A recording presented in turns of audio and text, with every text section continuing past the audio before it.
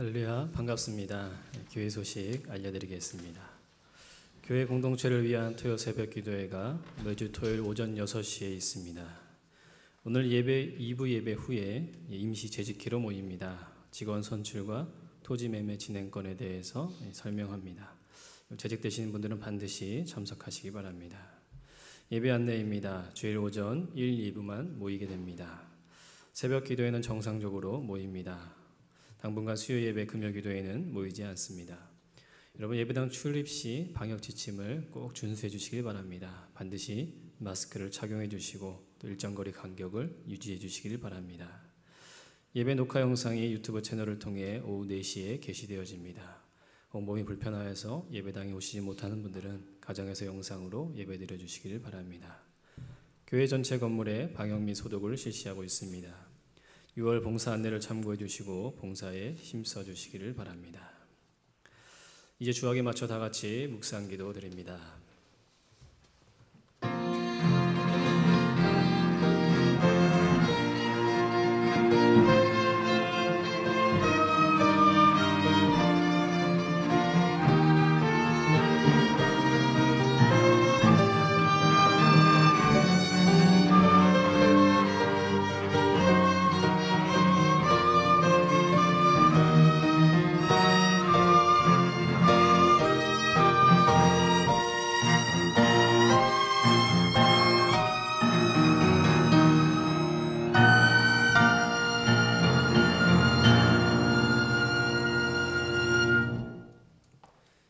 다 같이 신앙 고백합니다. 나는 전능하신 아버지 하나님, 천지의 창조주를 믿습니다. 나는 그의 유일하신 아들 우리 주 예수 그리스도를 믿습니다. 그는 성령으로 잉태되어 동정녀 마리아에게서 나시고 본디오 빌라도에게 고난을 받아 십자가에 못 박혀 죽으시고 장사된 지 사흘 만에 죽은 자 가운데서 다시 살아나셨으며 하늘에 오르시어 전능하신 아버지 하나님 우편에 앉아 계시다가 거기로부터 살아있는 자와 죽은 자를 심판하러 오십니다. 나는 성령을 믿으며 거룩한 공교회와 성도의 교제와 죄를 용서받는 것과 몸의 부활과 영생을 믿습니다. 아멘. 우리 다 같이 찬송가 196장 찬양드립니다.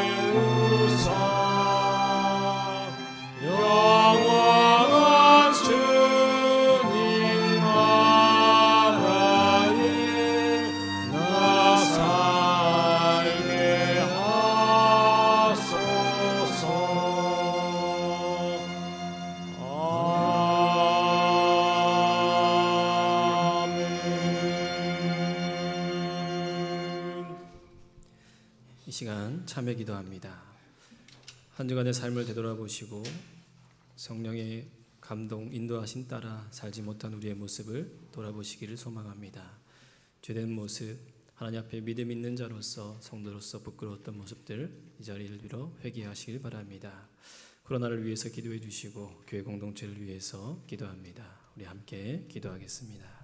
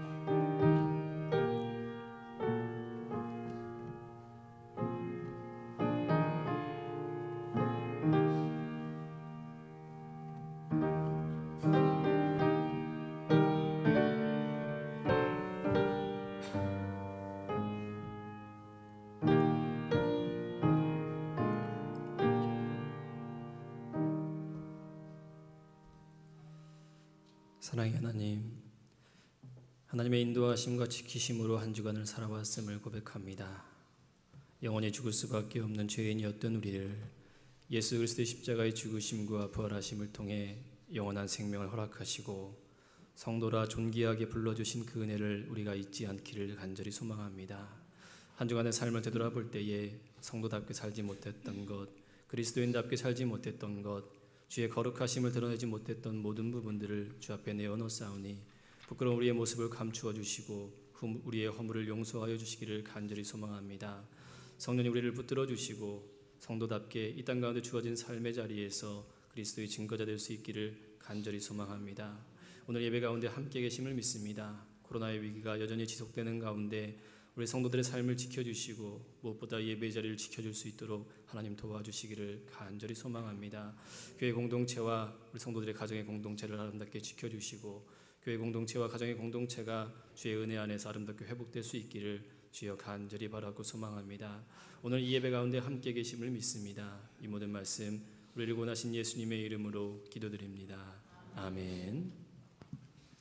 하나님의 말씀 봉독하겠습니다. 사도행전 1장 6절부터 11절까지 봉독하는데 신약성경 187쪽입니다. 사도행전 1장 6절부터 11절까지 봉독합니다. 그들이 모였을 때에 예수께 여쭈어 이르되 주께서 이스라엘 나라를 회복하심이 이때니까 하니 이르시되 때와 시기는 아버지께서 자기의 권한에 두셨으니 너희가 알 바 아니요 오직 성령이 너희에게 임하시면 너희가 권능을 받고 예루살렘과 온 유대와 사마리아와 땅끝까지 이르러 내 증인이 되리라 하시니라. 이 말씀을 마치시고 그들이 보는데 올려져 가시니 구름이 그를 가리어 보이지 않게 하더라. 올라가실 때에 제자들이 자세히 하늘을 쳐다보고 있는데 흰옷 입은 두 사람이 그들 곁에 서서 이르되 갈릴리 사람들아 어찌하여 서서 하늘을 쳐다보느냐. 너희 가운데서 하늘로 올려주신 이 예수는 하늘로 가심을 본 그대로 오시리라 하였느니라. 아멘.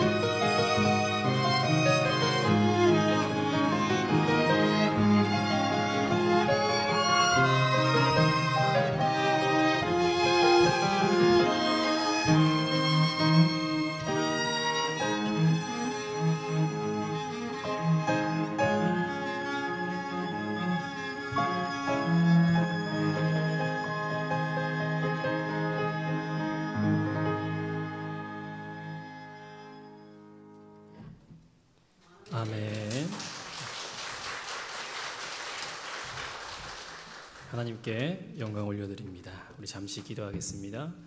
사랑의 하나님, 거룩한 주님의 날, 우리를 예배의 자리로 불러주심에 감사드립니다.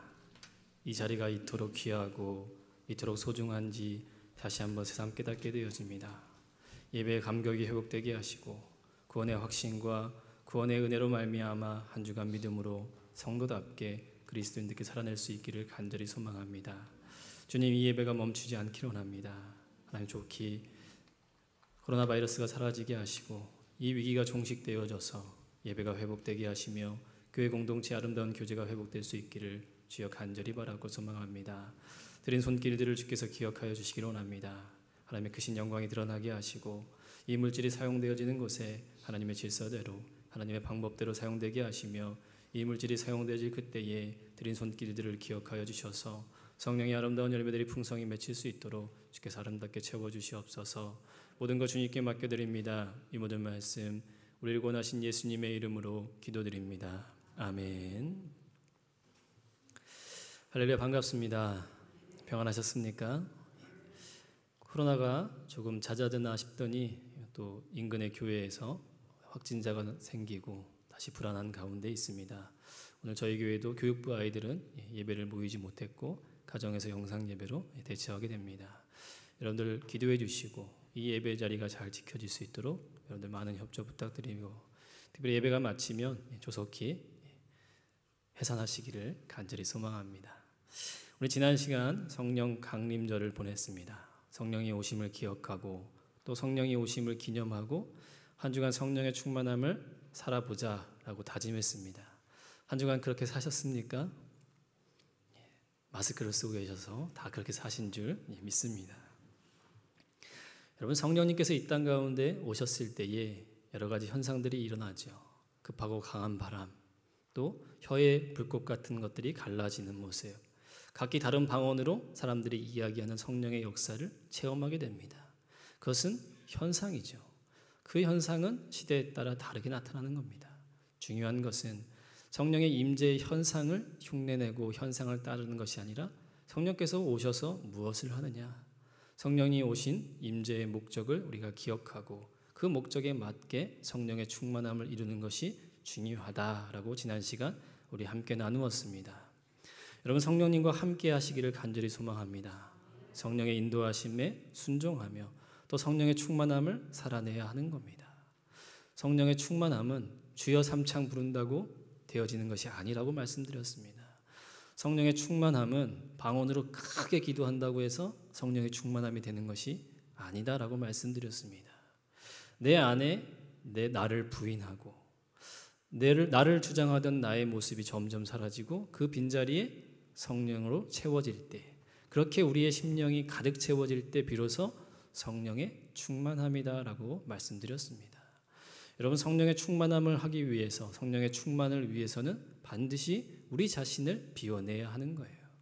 내 자신에 있는, 내 마음속에 있는 나를 비워내고 그 자리에 하나님 말씀으로 또 그 말씀을 깨닫게 하시는 성령의 인도하심으로 채워낼 때에 비로소 우리 삶 가운데 성령의 아름다운 열매들이 맺게 되어지는 겁니다. 여러분, 성령 충만이라는 것은 나를 비우는 것이고 나를 부인하는 것입니다. 내가 부인될 때에 우리는 놀라운 일이 일어납니다. 어떤 일이 일어날까요? 성령이 충만해서 내가 비워지면 갑자기 초능력을 얻게 되나요? 미래의 일을 알게 됩니까? 그렇지 않습니다. 내가 부인되면 이제 비로소 우리에게 요구하시는, 우리에게 부탁하시는, 또 우리를 구원하신 그리스도의 십자가를 우리가 지을 수 있는 겁니다. 자기 부인 없는 십자가는 어렵습니다. 자기를 부인한다는 것은 곧 십자가를 지는 것이고, 나를 부인하지 않고서는 결코 주님의 십자가를 질 수 없는 것이 바로 우리다라는 사실을 여러분 기억하셔야 됩니다. 성령의 충만함이라는 것은 내가 부인되어지는 것이고, 내가 부인되는 그 자리에 그리스도의 십자가를 지게 되어지는 것입니다. 우리가 십자가를 진다는 것은 이 땅 가운데 살아갈 이유와 목적이 있는 것이고, 우리가 십자가를 거부한다면 그것은 더 이상 이 땅 가운데 우리가 살 이유가 없는 것입니다. 우리가 그리스도의 십자가를 감당하고 그렇게 아름다운 모습으로 이 땅에 주어진 삶을 힘써 살아가다가 주님 부르시는 그날 영광스럽게 하나님 앞에 가면 되어지는 것이죠. 그때에 자기 십자가를 부인하는 자들은 어떻게 됩니까? 마치 달란트를 땅에 묻은 것처럼 악하고 게으른 종이 되어지는 겁니다. 여러분, 우리가 그리스도의 힘음 또 그리스도의 아름다운 열매를 맺고 또 나를 부인되고 내 십자가를 질 수 있는 것은 성령의 충만함 없이는 어렵기 때문에 우리가 성령의 충만함을 구해야 하는 것이고 성령의 충만함을 이루어야 하는 것입니다. 부족한 우리를, 연약한 우리를 세워서 그리스도의 성도답게 또 하나님의 자녀라고 불러주셨으니 이제 우리의 부족함을 성령님이 채우셔서 하나님의 거룩한 일을 감당케 하시는 것이 성령의 역사임을 우리는 기억하시고 여러분의 삶 가운데 성령의 충만한 삶이 되기를 힘써 간구합니다. 여러분, 그 일은 쉽지 않아요. 그냥 가만히 앉아있는다고 되어지지 않습니다. 하나님 앞에 무릎 꿇어야 되고요. 하나님 앞에 힘써 기도해야 되고요. 성실히 주어진 삶의 자리에서 힘써 나와 싸워내지 않으면 성령의 충만함을 이루기는 어려운 것입니다. 오늘 말씀을 통해서 성령의 임재의 목적을 다시 한번 우리가 살펴보길 원합니다. 그리고 우리 삶 가운데 조금씩 성령의 충만함을 이루어서 온전히 우리가 성령에 사로잡힌 상태를 이룰 때에 하나님의 놀라운 역사가 함께 그곳에 있고 또 함께 참여하는 기쁨을 맛보게 되어지는 것입니다. 우리가 읽은 사도행전 1장 6절에서 11절 말씀의 내용은 예수님께서 부활하시고 난 이후에 친히 부활의 증거가 되셔서 제자들 또 많은 사람들 앞에 부활하신 예수님을 나타내 보이십니다. 이제 그 일을 마치시고 하나님 나라로 승천하시기 바로 직전, 이제 곧 하나님께 올라갈 승천하기 바로 직전에 제자들과 나눈 마지막 대화입니다.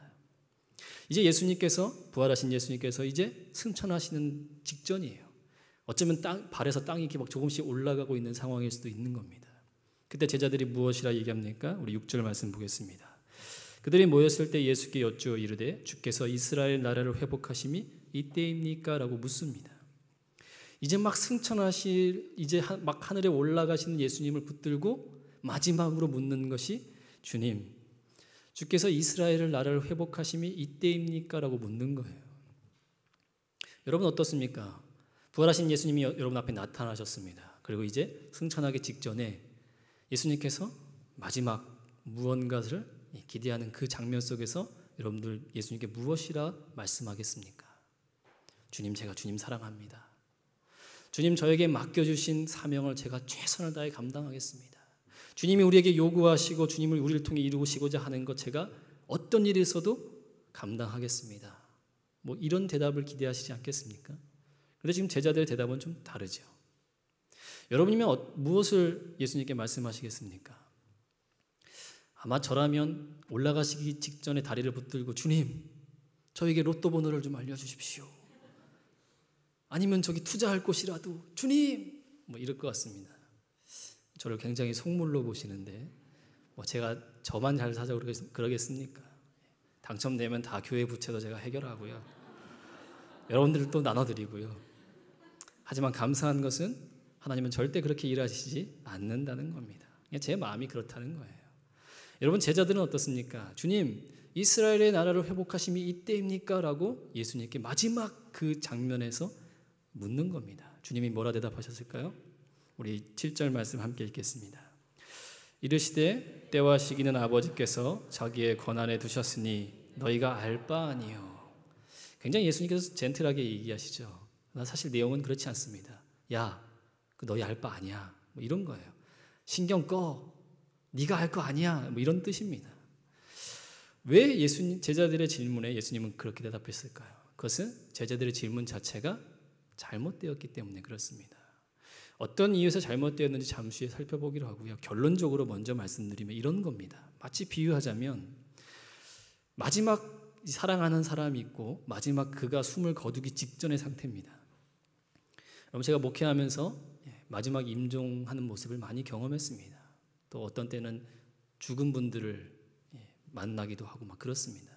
사람이 마지막 되면 마지막 혼신의 힘을 다합니다. 거친 숨을 잠시 멈추고요. 마지막 최후의 한마디를 하는 거죠. 그런 상황에서 사랑하는 사람을 떠나보냈는데 마지막 숨을 딱 멈추고 그런 긴박한 상황입니다. 여러분, 무엇이라 대답합니까? 무엇이라고 말씀하겠습니까? 그간 고생했어. 천국에서 영원한 안식을 누려 뭐 이런 거겠죠. 그런데 그때에 사랑하는 아내든 남편이든 자기야, 그동안 숨겨둔 비상금 어디다 뒀어? 통장 비밀번호라도 좀 알려줘. 여러분 이렇다 그러면 어떻겠습니까? 아마 주위에서 돌 들고 치려고 그러겠죠. 지금 제자들이 그런 상황이에요. 비유하자면 예수님이 이제 막 하늘로 승천하시기 직전, 어쩌면 발이 땅에서 막 올라가고 있는데 주님, 이스라엘을 회복하심이 이때입니까? 라고 이 묻는 질문은 예수님을 위한 질문이 아니라 자신들을 위한 질문입니다. 예수님과 3년 동안 3년 반이라는 시간을 함께 지냈습니다. 그분의 이불을 통해서 직접 말씀을 들었고요. 귀신을 내어 쫓고 병든 자를 고치시는 현장을 목도했습니다. 그러나 여전히 그들은 아직도 부족한 상태입니다. 여전히 그들은 아직도 하나님의 나라에 대해서 온전한 이해를 갖고 있지 못한 것입니다. 여러분 구약의 말라기서, 마지막 성경이죠. 말라기서, 그리고 신약의 복음서가 등장하기까지 약 400년이라는 시간이 있습니다. 그 시간은 암흑기예요. 계시가 없던 시기입니다. 이 말라기가 기록된 이후에 400년간 계시는 없습니다. 하나님은 이스라엘에게 말씀하지 않으세요. 그렇다고 시간이 정지해 있는 것이냐? 아닙니다. 시간은 여전히 흘러가지요. 당시 있는 팔레스타인 이 지역의 패권도 계속 바뀌어집니다. 이스라엘을 멸망시켰던 바벨론의 패권에서 이제 바사 제국, 페르시아 제국으로 그 패권이 넘어갑니다. 그 페르시아를 무너뜨린 나라가 헬라 제국이지요. 그리고 그 헬라 제국을 무너뜨린 나라가 바로 로마입니다. 그렇게 로마까지 오기 이 400년 동안 이스라엘 백성들은 뭐 했을까요? 나름 열심히 했습니다. 마카비라는 사람을 통해서 마카비 혁명을 일으키고 그렇게 100년이라는 어떤 주권을 차지했던 적도 있었습니다. 가만히 있었을까요? 그렇지 않습니다. 열심히 율법을 연구했고 모세오경을 열심히 연구했습니다. 그렇게 400년간을 연구했습니다. 그리고 400년이 지난 시점에 드디어 기다리던 메시아가 왔습니다. 여러분 예수님이 오셨을 때 유대인들이 예수님을 인정했습니까? 알아봤을까요? 못 알아봤어요. 여러분 어떠한 일에 10년 정도 하면 우리는 소위 전문가 정도라고 이야기합니다. 그런데 지금 이 사람들은 400년이에요. 400년 동안 예수 그리스도 메시아 오기만을 연구하고 공부하고 노력해서 400년을 기다리는 시간입니다. 그런 시간에 예수님이 오셨는데 정작 예수님을 못 알아봐요. 성경은 소경된 자라고 표현합니다. 빛이 왔으나 그 빛을 전혀 볼 수가 없는 것이죠. 그러면 그들은 400년 동안 뭐 한 거예요? 그렇게 400년간 연구했으면 예수님이 오셨으면 단번에 알아봐야죠. 그런데 그들이 400년 동안 뭐 했습니까? 뭐 했어요? 죄송합니다. 헛짓한 거죠. 죄송합니다. 삽질한 거죠. 차라리 400년 동안 다른 거 하는 게 나은 거예요. 여러분 예수님께서 오셨을 때 왜 그들은 못 알아봤을까요? 그렇게 400년간 예수님을 연구하고 구약 성경을 연구하고 율법을 연구해서 언제 예수님이 어디서 나타날지를 다 예언되었음에도 불구하고 메시아인 예수님을 전혀 알아보지 못하는 이유가 뭘까요? 그들의 눈은 가리워져 있었습니다. 무엇으로요? 자신의 생각으로. 적어도 메시아면 자신들의 편에 서서 자신들을 로마의 손에서 해방시켜주고 자신들을 위한 새로운 나라를 건설하셔서 막 하늘에서 불이 내려오고 막 하나님의 군대를 막 보내서 로마를 완전히 철저하게 무너뜨린 후 새로운 이스라엘을 건설하고 그들이 이 세계의 주역이 되는 게 그들이 원하는 바였습니다. 그게 이스라엘의 회복이에요. 이 유대인들이 생각하는 이스라엘의 회복은 거기 있는 겁니다. 그런데 예수님께서 오셨는데 전혀 그렇지 않죠. 자신들의 편이 아니라 오히려 세리와 죄인들의 편에 서고 뭔가 군대를 보내서 로마의 손에서 건져내실 것 같은데 뭐 그냥 하는 거 별로 없고 기껏해야 귀신 들리는 사람들 고쳐주고 병든 자들 치료해주고 뭐 이 정도? 자신들의 입장에 보면 예수님의 사역은 그리 매력적이지 않습니다. 그런데 문제는 뭡니까? 이 제자들도 여전히 그 생각에 사로잡혀 있는 거예요. 예수님과 지난 3년 반 동안 동고동락했음에도 불구하고 여전히 이 유대교 사상을 넘지 못하고 있는 겁니다. 주님, 마지막 승천하신 그 예수님을 붙들고 예수님, 이스라엘 회복이 언제입니까? 묻는 거지 않습니까? 여전히 자신들의 눈에 가리워서 예수님의 사역이 무엇인지, 예수님이 이 땅 가운데 이루실 것이 무엇인지, 하나님의 구원의 역사와 구원의 놀라운 사역들에 대해서는 전혀 알지 못하는 거예요. 여전히 자신들의 사고방식, 자신들의 중심인 생각을 벗어나지 못하고 있는 것이 제자들의 현실입니다. 그러나 여러분 걱정할 필요 없습니다. 그래서 누가 오신 거예요? 그래서 누가 필요한 겁니까? 성령님이 필요하신 거예요. 우리 말씀 볼까요? 요한복음 14장 26절 말씀입니다. 우리 함께 읽겠습니다. 보혜사 곧 아버지께서 내 이름으로 보내실 성령, 그가 너희에게 모든 것을 가르치고 내가 너희에게 말한 모든 것을 생각나게 하리라. 여전히 부족하고 결핍된 이 제자들을 이제 진짜 그리스도의 제자들로 사용하신 분은 누구십니까? 성령님이십니다. 그들이 부족하고 여전히 그리스도에 대한 사역이 이해가 부족했음에도 성령님은 그들의 부족함을 채우셔서 그들을 이제 진짜 그리스도의 제자로서 사용하시는 거예요. 여러분 성령의 역사는 거기 있는 겁니다. 여기 앉아있는 분들 보십시오. 저를 보십시오. 완벽합니까? 부족함 투성이죠. 그러나 그 부족한 자를 누가 채우십니까? 내가 채우는 것이 아니라 성령님이 채우셔서 그 일을 감당케 하시는 거예요. 이게 무엇입니까? 성령의 역사인 겁니다. 무슨 성령의 역사가 막 미래에 내년 이맘때 일을 예언하고 한 달 후에 어떤 일들을 예언하는 것만이 성령의 능력이 아닌 거죠. 진짜 성령의 능력은 무엇입니까? 부족하고 연약하고 정말 예수님 아니었으면 이 자리에 있지도 못할 우리를 그리스도의 증인으로 삼아주셔서 이 자리에 앉아 예배케 하고 이제 흩어져서 각자의 삶의 자리에서 그리스도인이라 성도라 불러주셔서 그렇게 삶을 통해 그리스도를 나타나게 하신 것이 성령의 역사입니다. 그게 성령의 역사인 거예요. 그게 성령님이 이 땅 가운데 오셔서 우리를 도와주시는 목적입니다. 주님은 무엇이라 얘기합니까? 8절에 오직 성령이 너희에게 임하시면 너희가 권능을 받고 예루살렘과 온 유대와 사마리아 땅끝까지 이르러 내 증인이 되리라. 성령의 능력이 임하시면 그가 성령의 권능을 받으면 미래의 일을 예언하는 것이고 세상에서 잘 되는 것이고 고난과 어려움을 잘 피해가는 것이 성령의 권능이 아니다라고 말씀하는 거예요. 성령의 권능은 어디 있느냐? 내가 부족한 내가 죄인인 내가 이 세상에서 헛짓하다가 내 마음대로 나를 위해 살다가 죽으면 지옥 갈 나가 내가 그리스도의 증인 된 게 이게 바로 성령의 역사다라는 사실입니다. 여러분 7절에 보면 그렇습니다. 예수님께서 무엇이 대답합니까? 너희가 알 바 아니다. 왜 그렇습니까? 이스라엘 회복의 때 주님이 다시 오실 그때는 아무도 몰라요. 천사들도 모르고요. 아들도 모르고요. 오직 아버지만이 아십니다. 우리가 알 바가 아니에요. 우리가 판단할 수 있는 게 아닙니다. 우리가 관심 갖고 우리가 알아내야 할 문제가 아니라는 거예요. 여러분 한때 나라가 힘들어지고 상황이 어려워지면 고개를 드는 집단들이 있습니다. 시한부 종말론자들이에요. 요즘은 시한부 종말론자들이 없어졌다고 생각하죠? 그렇지 않습니다. 또 힘들어지면 스물스물 기어 나오는 것이 시한부 종말론자들입니다. 그들은 여전히 존재하고요. 여전히 각 이단에 들어가서 다 있습니다. 그들이 주장하는 게 뭡니까? 재림하신다는 거죠. 세상의 끝이 온다는 거죠. 거기에 관심을 두는 겁니다. 여러분 우리는 종말의 시대를 살아가고 있어요. 내일 자고 오늘 자고 내일 일어나면 우리는 종말에 더 가까워지는 거예요. 종말이라는 게 뭐 별겁니까? 주님 오시는 것이고 주님 오시면 이 땅의 수고와 이 땅의 삶을 다 마감하는 것이죠. 놀랄 필요 없습니다. 우리는 종말의 시대를 살아가고요. 종말을 살아가는 성도의 삶은 당연한 겁니다. 세상으로부터 도전과 온갖 비난과 핍박 그 당연한 거예요. 이단들은 점점 거짓된 가르침은 점점 늘어나는 것이 종말의 자연적인 현상이에요.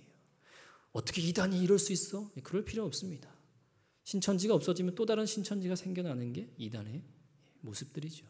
중요한 건 무엇입니까? 우리가 알 바가 아닌 것에 목숨 걸지 마시고 우리가 알아야 될 일에 최선을 다하시라는 겁니다. 그래서 오직 성령이 너희에게 임하시면 너희가 권능을 받아서 땅끝까지 이르러 내 증인이 되리라. 거기에 우리의 관심과 우리의 삶의 목적이 있는 거예요. 우리가 이 땅을 살아가야 할 이유가 뭐가 있습니까? 성령의 권능을 힘입어서 인생 대박나고 높은 자리에서 하나님을 자랑하는 것, 하나님 기뻐하신 일이겠지요. 그러나 하나님의 관심은 거기 있지 않습니다. 하나님의 관심은 그리스도의 증인이 되는 겁니다. 입술을 열어서, 삶을 열어서, 우리의 삶을 통해서 그리스도의 향기를 드러내고 빛과 소금의 역할을 감당하고 그 일이 나의 힘으로 안 되기에, 내 힘으로 부족하기에, 내 능력으로 안 되기에 성령께서 우리를 도우시고 우리에게 힘과 능력을 더하여 주셔서 그 일을 친히 감당케 하시겠다라는 거예요. 이게 성령의 능력입니다. 성령의 역사가 다른 것에 있지 않는 겁니다. 우리는 자꾸 성령을 오해합니다. 마치 성령의 능력을 힘입어서 세상이 알지 못하는 또 여러 가지 필요한 것에 성령의 능력을 사용하여서 그 문제를 해결하는 것이 성령이다라고 생각하지만 그렇지 않습니다. 성령의 충만함, 성령의 능력이라는 것은 도무지 붙잡히지 않던 내가 성령에 붙들려 하나님의 도구로 아름답게 사용되어지는 겁니다. 여러분, 이제 교회가, 이제 그리스도의 사도들이 성령을 받고 난 이후에 펼쳐질 그들의 삶은 어떨까요?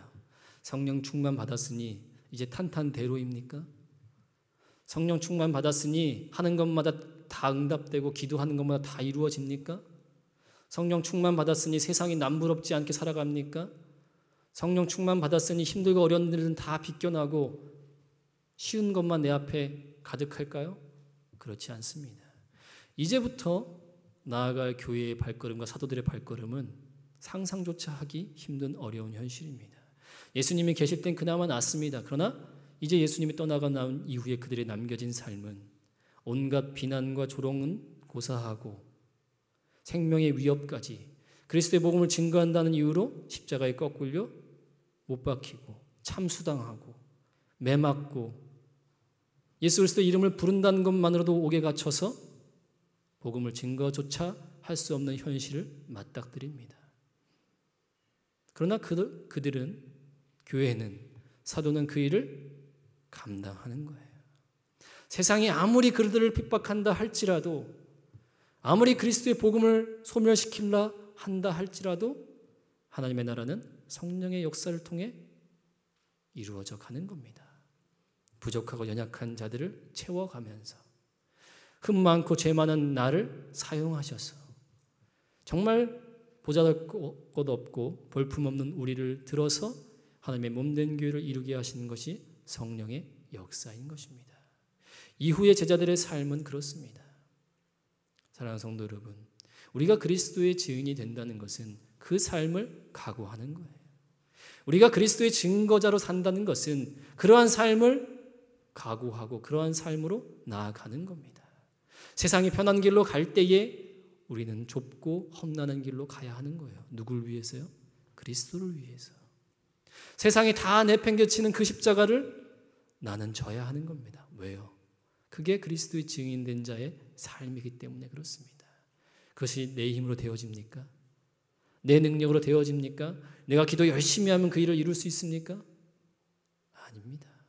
그러기에 성령의 충만함이 우리에게 필요한 겁니다. 그러기에 성령의 역사를 우리가 간구해야 되고 성령의 충만함을 위해 우리가 우리 자신을 힘써 쳐서 말씀 앞에 굴복시키지 않으면 안 되는 겁니다. 우리에게 주어진 현실은 더욱 어렵습니다. 우리들의 자녀들이 살아갈 앞으로의 삶은 아마도 더 세상으로부터 비난과 핍박은 거세질 겁니다. 여러분, 그 시대를 살아가게 하시는 분이 누구십니까? 성령님이십니다. 그것이 바로 성령의 역사인 것이죠. 여러분, 이제 9절, 10절, 11절에 가면 예수님께서 이제 승천을 하십니다. 보이는 하나님이 사라졌죠. 이제 제자들은 무엇을 향해 나가야 됩니까? 보이지 않는 그 예수 그리스도가 내 마음에 있는 것을 알고 이제 맡겨진 사명을 향해 나아가야 합니다. 여러분, 제자들도 불안합니다. 걱정스럽습니다. 예수님이 계시지 않는 그 현실 얼마나 불안하겠습니까? 이제 천사들이 무엇이라 얘기합니까? 갈릴리 사람들아, 왜 서서 하늘을 쳐다보느냐? 그들이 바라보는 시선이 어떻습니까? 얼마나 허망하고 얼마나 불안하고 초조할 것입니까? 그래서 천사들이 격려하는 거예요. 위로하는 겁니다. 올라가신 그대로 다시 오실 것이니 너희는 마음을 굳게 다잡고 약속대로 성령의 권능을 받는 것, 그리고 그 성령에 힘입어 주어진 삶을 아름답게 감당하는 것, 그것이 바로 성령님의 권능, 성령님의 임재인 것입니다. 사랑하는 성도 여러분, 우리 앞에 주어진 현실이 녹록지 않습니다. 여러분 각자 주어진 현실을 살펴보면 참으로 불안하고 두렵습니다. 경기는 좋지 않고요. 하는 일은 점점 어려워지는 것이 당면의 현실입니다. 그러나 여러분 기억하시길 바랍니다. 그 모든 일은 사람의 힘으로 되어지는 것이 아닙니다. 보여지는 것은 사람의 힘으로 되는 것 같아 보이지만 그러나 그 일을 주관하시고 이끌어 가시는 분은 하나님이시고 그 일을 행하시는 분도 하나님이시고 그 일을 성취하시는 분도 하나님이십니다. 나는 뭐 하면 돼요? 그 일을 포기하지 않으면 돼요. 넘어질 수 있습니다. 여러분 지칠 수 있어요. 그러나 훌훌 털고 다시금 일어나서 믿음의 경주를 걸어가야 하는 겁니다. 그렇게 선한 싸움을 다 마치고 믿음을 지킬 때에 하나님은 우리를 잘했다 칭찬하시고 하늘의 놀라운 복으로 하나님의 크신 위로로 우리에게 도와여 주시는 겁니다. 그렇게 살아가게 만드는 것, 그것이 바로 성령님의 능력인 것입니다. 사랑하는 성도 여러분, 성령님의 충만을 기대하시길 바랍니다. 성령의 충만을 간구하시길 바랍니다. 그러려면 먼저 내 안에 있는 나부터 제거해야 하는 것입니다. 내 삶을 내 것이라 생각하지 말아야 합니다.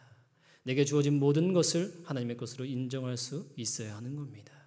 마치 자신들의 입장에 서서 메시아를 알아보지 못하고 무려 400년이라는 긴 시간 동안 하나님을 보지 못하는 그런 소경된 자에서 벗어나야 합니다. 그러려면 성령님께서 우리의 눈을 밝히 열어주셔야 하는 것이고 우리 안에 성령이 있기에 이제 보았다면 주님을 위해 힘차게 걸어가는 것이 그것이 바로 증인된 자의 삶이다라는 사실을 여러분 기억하시길 바랍니다.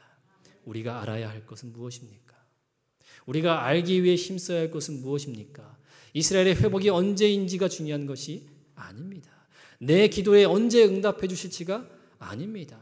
하나님께서 이 공동체를 어떻게 언제 회복시키실지가 아닙니다.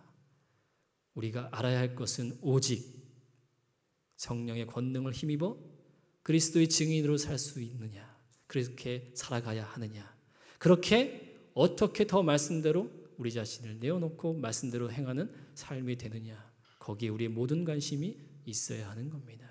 그렇게 사는 일이 힘들고 어렵지만 그 속에 무엇이 있습니까?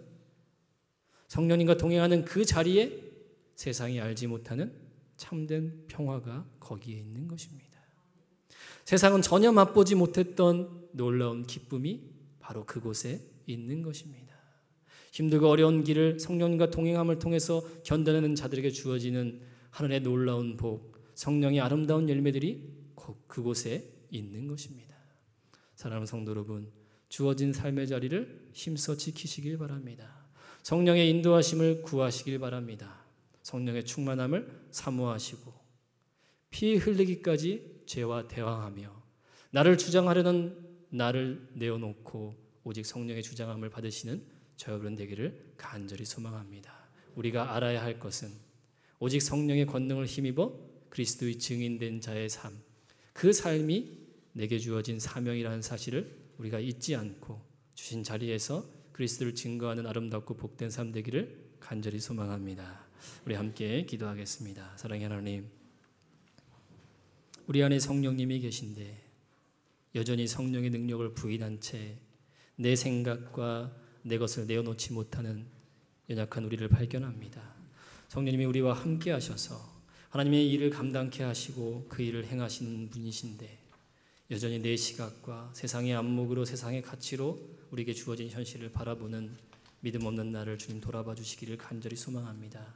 성령님 우리를 붙잡아 주시고 우리 안에 성령의 충만함을 이루어 주셔서 하나님 내게 주신 귀한 사명을 아름답게 감당하고 그 사명에 있는 하나님의 은혜를 발견하게 하시며 그 사명을 감당하고 난 이후에 맺혀지는 아름다운 열매를 함께 누릴 수 있는 귀한 복을 우리에게 더하여 주시옵소서. 성도라는 존귀한 이름이 우리에게 있고 성도라는 거룩한 이름이 우리 안에 있고 우리가 친히 그리스도의 향기가 되어 우리에게 주어진 각자의 자리에서 거룩한 빛으로 또 세상의 소금으로서 아름다운 사역을 아름답게 감당할 수 있도록 성령님 우리에게 믿음과 용기를 더하여 주시옵소서. 한 주간 살아갈 때에 성령의 인도하심에 민감하게 하시고 성령의 인도하심 따라 순종하는 삶 살아갈 수 있도록 도와주시며 코로나의 위기 속에서도 우리 성도들을 안전하게 지켜주시고 성도의 사업장과 가정과 우리 교회 공동체를 하나님 지켜보아요 주시옵소서.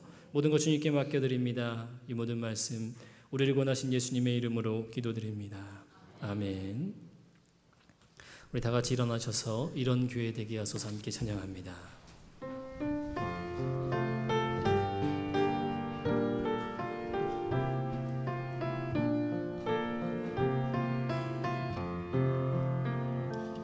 진정한 예배가 숨쉬는 교회, 주님이 주인 되시는 교회, 믿음의 기도가 쌓이는 교회, 최고의 찬양을 드리는 교회, 말씀이 살아 움직이는 교회, 성도의 사랑이 넘치는 교회, 성김과 온신이 기쁨이 되어 열매 맺는 아름다운 교회, 주님의 마음 닮아서 이웃을 사랑하는 교회, 주님의 영광을 위해서 빛 대신 주님 전하는 교회, 사랑의 불꽃이 활짝 피어나 날마다 사랑에 빠지는 교회, 주께서 사랑하는 우리 교회가 이런 교회 되게 하소서.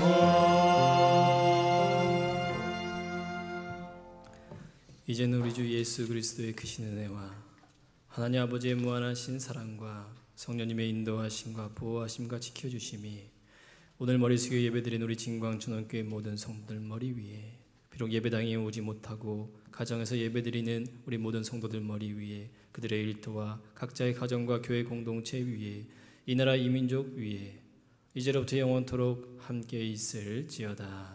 아멘.